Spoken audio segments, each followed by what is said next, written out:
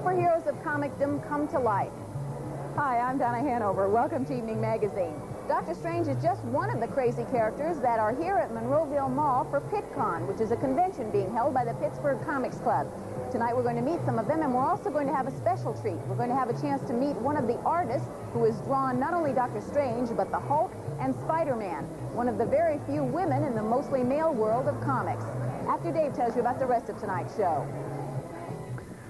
This is the Phipps Conservatory, where everybody's busy working overtime getting ready for the big annual Fall Flower Show, which, by the way, opens this Sunday morning and runs for 3 weeks. We'll show you some of what will be on display to the public later in the show. Also tonight in our TGIF show, we'll visit a fantastic restaurant in, of all places, the middle of Indiana. It's called Shambarger's, and the waiting list for reservations is sometimes 18 months long. In our departments, have you ever seen a cat with fur like patent leather? Our pet expert Lorraine Moore will show you such a breed tonight. Vanessa Redgrave, an accomplished actress who's won the hearts of many, including our own Judy Barton, who will be reviewing Vanessa's latest release, The Yank. And we've all got our unusual habits, but you might be surprised to hear what some Pittsburghers like to do when they're watching TV. That's our Evening Inquirer's question tonight.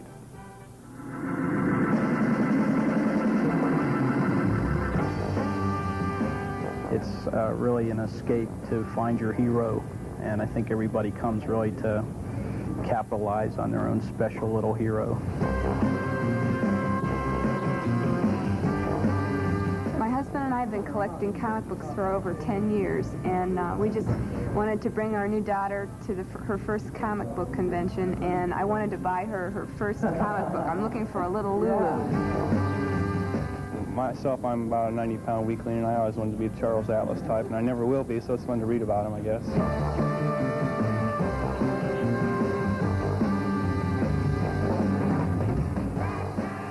When hundreds of comic bookaholics get together, they like to buy and sell and wheel and deal and celebrate their fandom.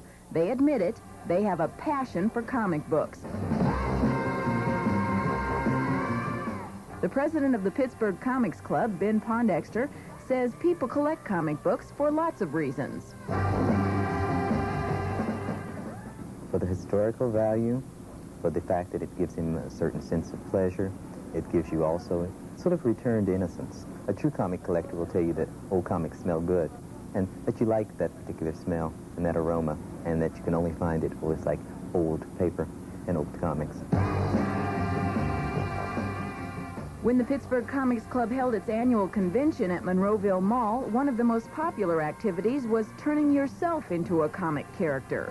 Those who didn't actually have costumes found local artists who did the trick.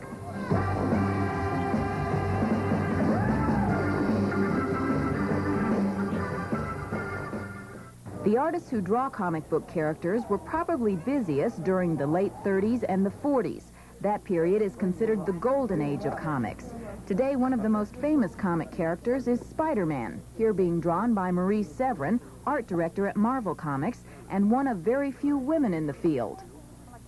Artists in the field of comics are very versatile, because on one page you might have a helicopter up here coming down to passing the Statue of Liberty, where some lady is being held captive by a guy in a Nazi uniform.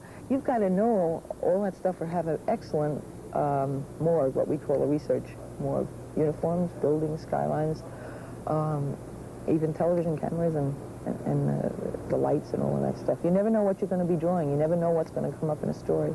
Every comic, it should open at any page and say, gee, that looks interesting, I want to buy that book. So that's another thing that if an artist can do, even if two people at a table like us talking, it'd be like a camera that moves around so that the page looks intriguing. It's a pleasing design. How have the comics changed, say, since the 1940s? Well, I think the artists are better trained. The artwork is more realistic. There's more storyline, and most of it is action. And I think the action in comics is better drawn today. For instance, let me show you with a punch-out. We have it almost like three-dimensional. You'll have his fist coming right out at you. In the 40s, it never looked quite right. They would just have somebody going like this, you know, a regular punch like that. And somebody would, ouch, right? But now they actually draw the thing coming flying off the page. And this is what makes it more appealing, and it's got to, because we have the competition with television and everything else. And also the kids are more visually orientated than before because of television. So they won't accept the poorly drawn thing that they used to years ago. So you think the action is more dynamic now? Oh, definitely. And he might have his other hand up here ready to give another smackaroni.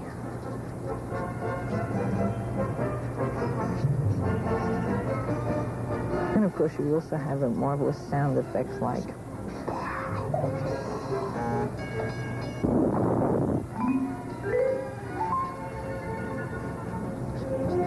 and whammo and zacco and everything. With or without smashing sound effects, superheroes are definitely the most popular comic book characters. Funny guys like the Disney characters just don't have the appeal of a Superman or a Spider-Man. When it comes to doing business in old comics, superheroes are once again the stars. How much money are we talking about? 5,000, 6,000, 10,000. Seems a little bit ridiculous. And as I say, now immediately everybody will immediately rush to their attic and look around for their old books and figure, I've got a treasure trove. But again, it's really not so. An awful lot has been written about the fact that a book costs a lot of money, and what people fail to realize is that the important thing is that a true comic collector collects comics because he loves comics, rather than the fact that it costs a lot of money.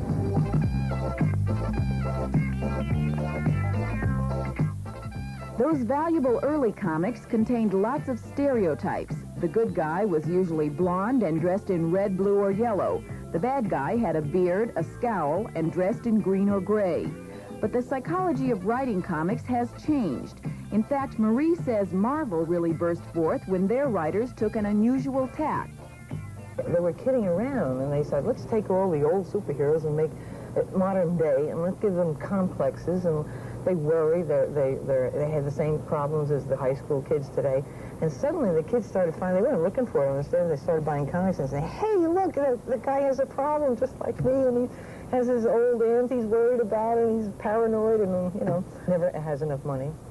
Things like that. So the kids like that. Also, that the situations and the powers he has are fantastic. What sort of career is this for a grown woman? It's a riot. It keeps me young. Maybe that's what it all boils down to. Whatever your favorite character, a comic book just gives you a few minutes when you don't have to be a grown-up. We'll be back in just a moment with our evening departments.